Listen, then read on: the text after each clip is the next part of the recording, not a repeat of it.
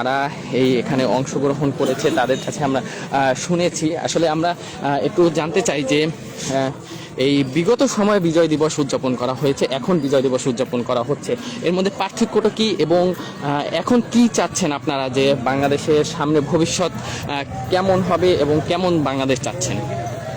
ধন্যবাদ। বাংলাদেশ জামাত ইসলামী পটুয়াখালীর জেলার যুব ক্রীড়া বিভাগের আজকের এই বিজয় র্যালিতে পটুয়াখালী পৌরসভার নাগরিকবৃন্দ স্বতঃস্ফূর্তভাবে অংশগ্রহণ করছে। তাদেরকে আমরা ধন্যবাদ জানাই, যুব সমাজকে ধন্যবাদ জানাই। আমরা আপনাদের মাধ্যমে বলতে চাই, বাংলাদেশের স্বাধীনতার মহান বিজয়ের এই 54 বছরে বাংলাদেশের স্বাধীনতা যুদ্ধে এদেশের দেশপ্রেমিক নাগরিকরা সাহসিকতার সাথে শাহাদাতের তামান্না নিয়ে যে যুদ্ধে ঝাঁপিয়ে পড়েছিল এবং স্বাধীনতা যুদ্ধের মূল মন্ত্র যেই বক্তব্য সামনে রাখা হয়েছিল, সাম্য, মানবিক মর্যাদা, সামাজিক ন্যায় বিচার, মহান স্বাধীনতা যুদ্ধের পরে আমরা বিজয় লাভ করার পরে আমরা একটি স্বাধীন সার্বভৌম ভূখণ্ড পেয়েছি, আমরা একটি লাল সবুজ পতাকা পেয়েছি, কিন্তু সত্যিকারের সেই সামাজিক ন্যায় বিচার, সেই ইনসাফ, সেই সাম্য আমাদের সমাজে, আমাদের দেশে প্রতিষ্ঠিত হয়নি। স্বাধীনতার এই 54 বছরও বলতে হয় অত্যন্ত দুর্ভাগ্যজনকভাবে জাতির শোষকরা শুধু শোষণ করেছে, শাসকরা তারা এই জাতিকে শোষণ করে পদে পদে আজকে দেশের জনগণ নির্যাতিত, নিপীড়িত, জনগণই আজ নিজ দেশে মজলুম অবস্থায় আছে। আপনারা দেখেন, এই দেশে চুরি, ডাকাতি, রাহাজানি, ছিনতাই, চাঁদাবাজি, সন্ত্রাস, দুর্নীতি, জনগণের অধিকার লুণ্ঠন করে ইফটিজিং, ধর্ষণ, এমন কোনো অপরাধ নেই যে অপরাধে আজকে দেশের জনগণ এক বিভীষিকাময় জীবন অতিবাহিত করছে। আজকে যখন সরকারি হসপিটালে যাচ্ছে চিকিৎসার জন্য, হাসপাতালের ফ্লোরে মানুষ অসহায় মানবেতরভাবে চিকিৎসা পাচ্ছে না, চিকিৎসার জন্য তার এদেশের কাছে একটি করুণার পাত্র হয়ে গিয়েছে। এদের চিকিৎসা, স্বাস্থ্য, শিক্ষা, খাদ্য, অন্ন, বস্ত্র, বাসস্থান, এইগুলো দেশের নাগরিকের মৌলিক অধিকার, রাষ্ট্রের দায়িত্ব এই মৌলিক অধিকার নিশ্চিত করা।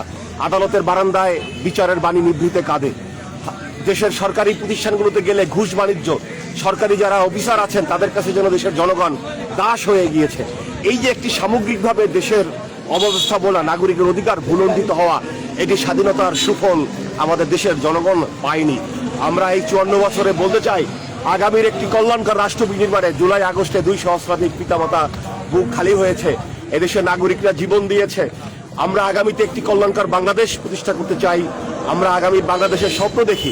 বিশেষ করে আপনারা জানেন, এই বাংলাদেশ স্বাধীনতা এই 54 বছরেও এই বাংলাদেশের জনগণ যখন বারবার প্রতারিত হয়েছে, এই জুলাই আগস্টের বিপ্লবের পরে জনগণ আবার নতুন করে স্বপ্ন দেখছে। তারা এই আগামী ফেব্রুয়ারি নির্বাচনে নতুন করে প্রতারিত হতে চায় না।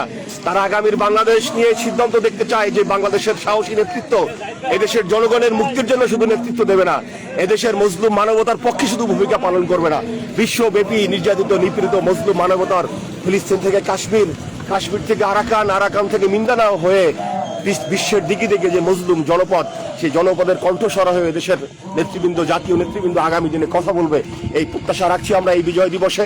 আগামীর বাংলাদেশ সকলে মিলেমিশে ঐক্যবদ্ধভাবে, দলমত নির্বিশেষে, এখানে কোনো বিশেষ শ্রেণী কোনো বিশেষ সুবিধা পাবে না। দেশের জনগণের নাগরিক অধিকার সবাই সমানভাবে, এ দেশ সবার, এ দেশ আমাদের সকলের।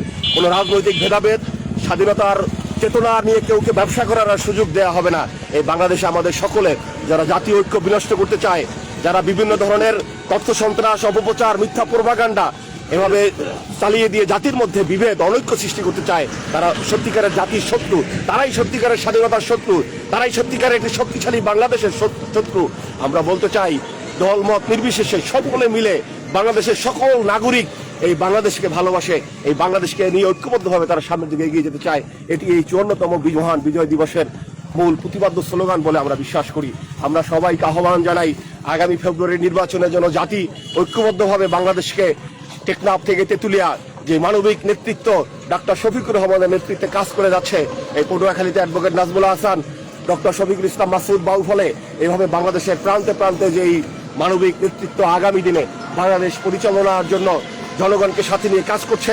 এবারে জনগণ এই নেতৃত্বের আহ্বানে সাড়া দিয়ে দেশ গঠনে আমরা সবাই ঐক্যবদ্ধভাবে সামনের দিকে এগিয়ে যাব, এই বিজয় দিবসে আমরা এটি প্রত্যাশা করছি। ধন্যবাদ আপনাকে। যেমনটা শুনছিলেন দর্শক, যারা এখানে এই জামাত ইসলামীর যারা নেতৃবৃন্দ রয়েছে, সেই নেতৃবৃন্দরা কিন্তু একটাই প্রত্যাশা করছেন, যাতে করে সুন্দর